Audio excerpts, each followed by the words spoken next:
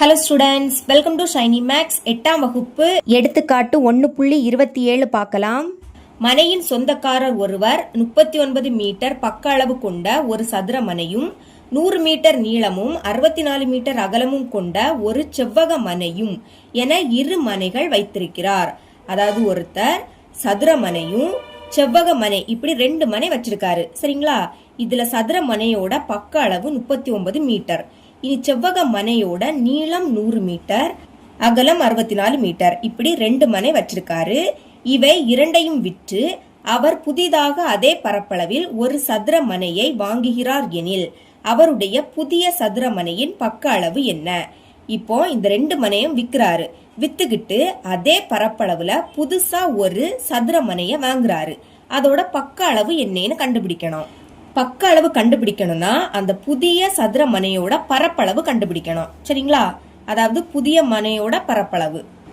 இது கண்டுபிடிக்க என்ன செய்யணும்னா, ஃபர்ஸ்ட் அவர்கிட்ட 2 மனை இருந்து அதுல 1 சதுர மனை இதோட பரப்பளவையும் 2வது செவ்வக மனை இதோட பரப்பளவு ரெண்டையும் கூட்டிட்டா இந்த புதிய மனையோட பரப்பளவு கிடைக்கும்.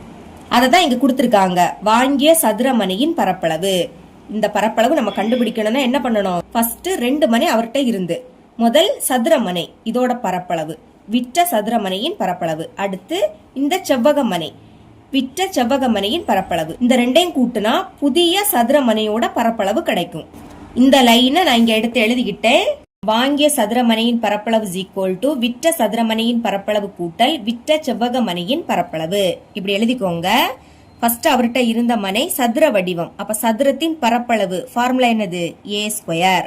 சென்டர்ல பிளஸ். அப்புறம் செவ்வக மனையும் அவர்கிட்ட இருந்து. இப்ப செவ்வகத்தின் பரப்பளவு ஃபார்முலா l/b. இனி மதிப்பை பிரதியிடலாமா? ஏன்னா பக்க அளவு. பாருங்க, ஃபர்ஸ்ட் இருந்த மனையோட பக்க அளவு 39 மீட்டர்.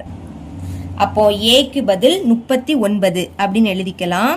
இங்க ஸ்கொயர் இருக்கு, அதனால ஹோல் ஸ்கொயர் அப்படின்னு எழுதிக்கணும். சென்டர்ல பிளஸ். இனி எல்னா நீளம், அதாவது செவ்வக மனையோட நீளம். கொஸ்டின்ல கொடுத்திருக்காங்க பாருங்க, 100 மீட்டர் நீளமும். அப்ப எல்லுக்கு பதில் என்ன எழுதிக்கணும்? 100ன்னு எழுதிக்கணும். இடையில எதுவும் இல்லாட்டா பெருக்கல் இருக்குன்னு அர்த்தம். பீனா அகலம், அதை அடுத்து கொடுத்திருப்பாங்க 64 மீட்டர் அகலமும். இப்போ பிக்கு பதில் என்ன எழுதிக்கணும்? 64 அப்படின்னு எழுதிக்கணும். இங்க அடுக்குல 2, அப்ப இந்த 39 2 வாட்டி எழுதி பெருக்கணும்.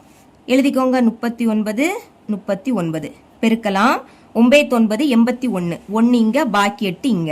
இனி 9 3 27, 27க்கு கூட 8 கூட்டினா 35. 3 9 27, அப்போ 7 இங்க, பாக்கி 2 இங்க எழுதிக்கலாம். 3 9, 9க்கு கூட 2 கூட்டினா 11. இப்ப இதை கூட்டுங்க. 1 7 5 கூட்டினா 12. அப்ப 2 இங்க, பாக்கி 1 இங்க. இனி 1 3 கூட்டினா 4, 4க்கு கூட 1 கூட்டினா 5. இந்த 1 அப்படியே வந்துடும். அப்ப என்ன கிடைக்குது? 1521. சென்டர்ல பிளஸ். இப்ப இது 2 பெருக்கலாமா? 1ஐயும் 64ஐயும் பெருக்குனா 64. 1க்கு கூட எதை பெருக்கினாலும் அதே தான் வரும். இங்க 2 0 இருக்கு, அப்ப மறக்காம இங்க 2 0வை எழுதிருங்க.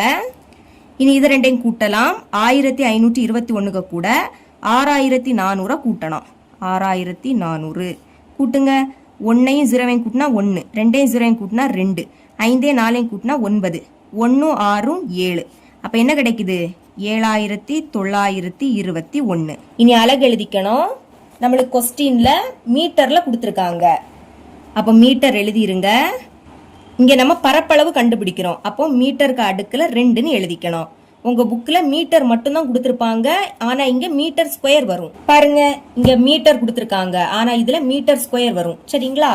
இப்ப புதிய வீட்டு மனையோட பரப்பளவு கண்டுபிடிச்சிட்டோம். ஆனா கொஸ்டின்ல பக்க அளவு கேட்டிருந்தாங்க. எழுதிக்கலாம். பக்க அளவு. பக்க அளவு அப்படின்னா ஏயோட மதிப்பு. இதை எப்படி கண்டுபிடிக்கணும்னா, பரப்பளவு கண்டுபிடிச்சோம் பாத்தீங்களா, இதுக்கு ஸ்கொயர் ரூட் கண்டுபிடிக்கணும். ஸ்கொயர் ரூட் எழுதிருங்க. அடுத்து இதை உள்ள எடுத்து எழுதிக்கலாம். 7921. இதை நீள் வகுத்தல் முறையில தான் சால்வ் பண்ணணும். சால்வ் பண்ணலாம். ஃபர்ஸ்ட் இதை உள்ள எடுத்து எழுதிக்கலாம். 7921.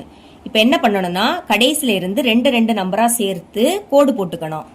இந்த 2 நம்பர் சேர்த்து இங்க ஒரு கோடு, இந்த 2 நம்பர் சேர்த்து இங்க கோடு. இப்ப 79 எந்த வர்க்க எண்ணுக்கு இடையில வருதுன்னு பார்க்கணும். பாருங்க, ஓர் 1 1 சேமா தான் எடுத்துக்கணும். இங்க 1னா இங்கே 1.